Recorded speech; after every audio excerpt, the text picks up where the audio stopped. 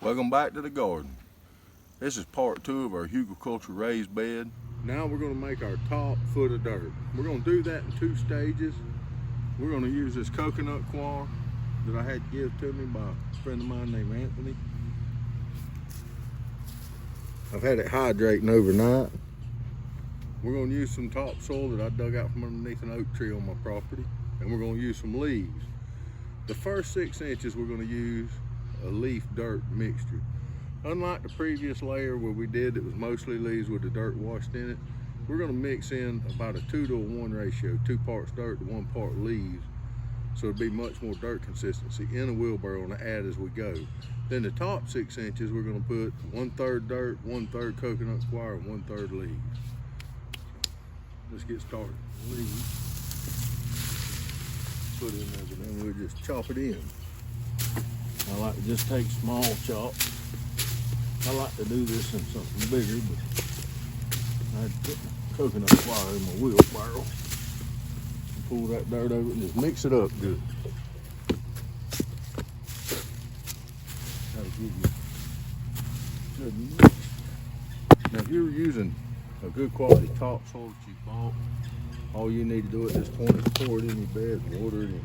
I like to pull it each way a couple times, chopping it like that. Get a good thorough mix. And I'll show you what we come up with here. Now you'll notice that this dirt, unlike the dirt we used in previous layers, is a darker dirt. Still Florida sand, no means, by all means. That's about what we're looking like. That's what we're gonna put the first 6 inches of that top layer. Half of the bed we got left with that mixture. We're not gonna water this in until we get it all to the top with our coconut coir. Then scatter it out. You don't want this packed at all, because remember, this will be the furthest reach of your roots. So we will get some root action down here.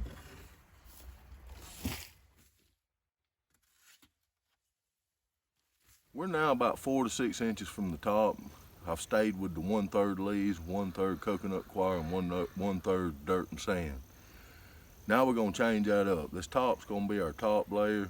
This is what our stuff's gonna get our initial start in this last 4 to 6 inches. So we're gonna put a few leaves, but not many, I'll show you. And we're gonna increase the ratio of the coconut coir that we're putting to this top layer, because this is what'll give us our initial start in the layer we're fixing to add. And then that last layer we did with the 1/3, 1/3, 1/3 is where our roots will end up to get that other nutrition to finish out. Let's go ahead over here and I'll show you what I'm gonna do. It's just some old yard dirt. I hadn't added them leaves. Them was already in it when I dug it. So we're not gonna add any leaves in this last layer. But we are gonna add a little more coconut coir to each subsequent mixture. And then we'll just chop it in and break it up to get any foreign objects out of it. If you're using store-bought soil, you won't have to do all this, but I would mix some organic material like manure or something like that in it. You could cut out a lot of this work by spending that money. You just keep mixing it till you got it mixed through. We'll just keep mixing that up until we just get it broke up good. Picking out any roots if you've used your yard dirt.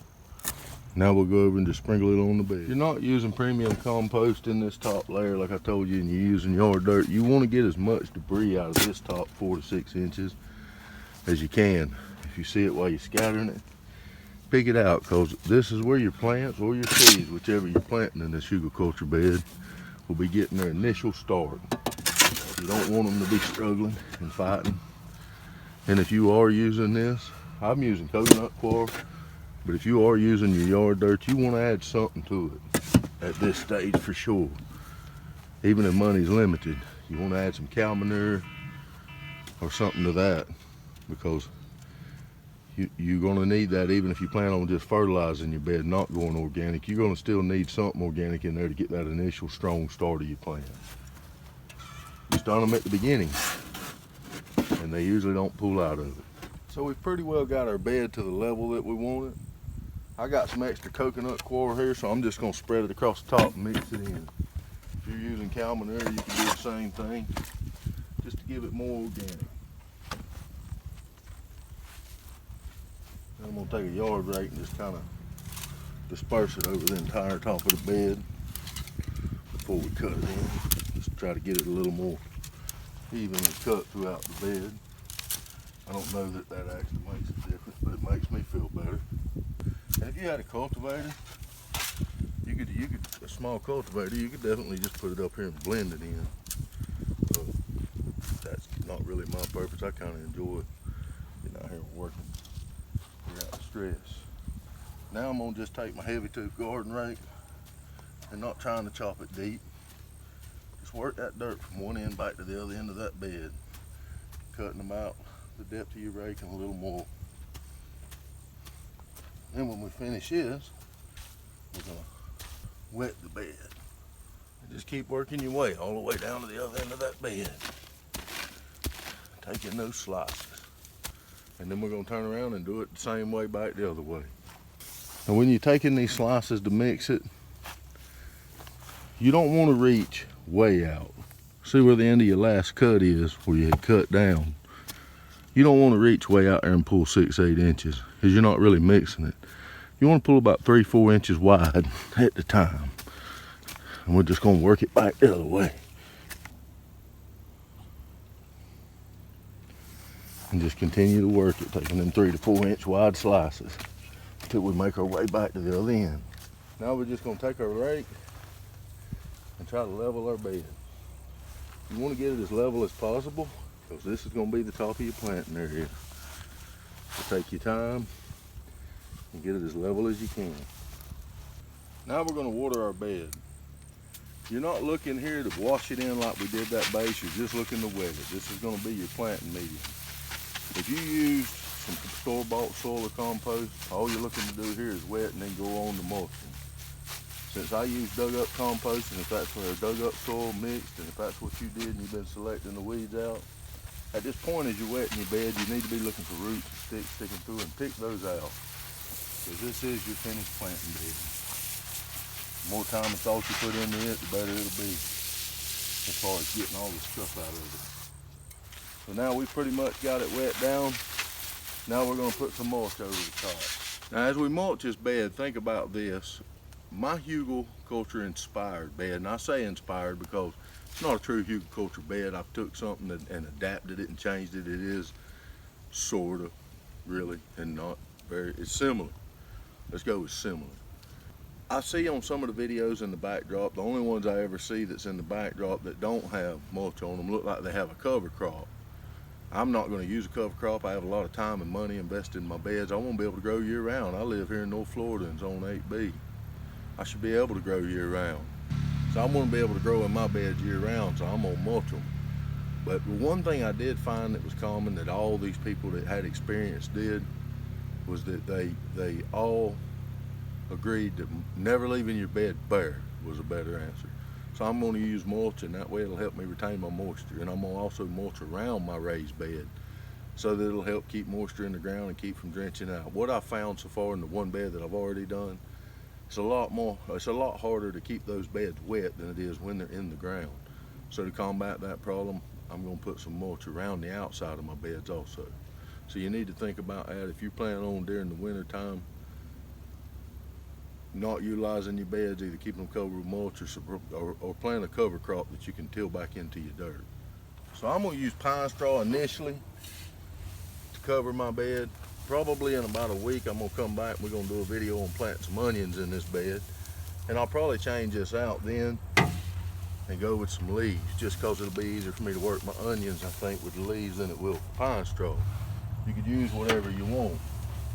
Now, at this point, most everything I studied on Hugelkultur beds, they said to let the bed rest for 3 months. Mine is not a true Hugelkultur, it's a Hugelkultur inspired, and I probably should, but I plan on planting something in the meantime because this will grow. I know it will. It's a little slower. I've got some mustards and turnips over here that I planted in the same style bed that I did. So I'm going to go ahead and use it. I also have compost now making. I've journeyed into that. So by the time spring comes, it won't really matter to me. I'll have some compost I can change out in these beds if they don't perform as I want them to. I do believe they will. The one over there has so far. And now we got us a little bit of cover on the top. We'll wet it down. Now over the next week or so, I'll wet this every day. I'll probably lay a soaker hose on it. And about next weekend, hopefully, or the weekend after sometime, or one afternoon after work, I'll get out here and plant a few onions and I'll pull this back. That's pretty much it. Will it grow something? I don't know. I know that one over there did, and I did it pretty much the same way. I got some mustards and turnips over there. I'll show you these before we get out of here. As we're getting out of here, just